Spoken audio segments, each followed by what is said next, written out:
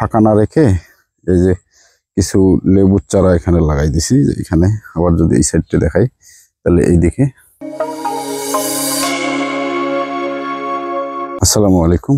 এটা যেটা দেখাচ্ছি সেটা আমার বাগানের একবারে সাইডের একটা নিচু অংশ, যেখানে কোনো চাষাবাদ আমি করি নাই। তার কারণ হচ্ছে এই জায়গাটাতে অনেক সময় বন্যা হলে পানি উঠে যায়। তো এখানে ফাঁকা না রেখে এই যে কিছু লেবুর চারা এখানে লাগাই দিছি। এখানে আবার যদি এই সাইডটা দেখাই তাহলে এই দিকে এই যে, এবং মাঝখান দিয়ে আগে কলা ছিল, কলাটা তুলে দিয়ে আবার হলো কিছু কিছু কলা আবার এই যে লাগানো আছে।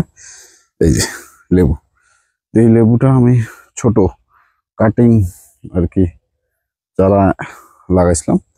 লাগার পরে এখন হয়তো গাছগুলো মোটামুটি অনেকটা বড় হয়ে গেছে এবং এটাকে একটু কেটে কুটে আবার জোপালো করার চেষ্টা করতেছি।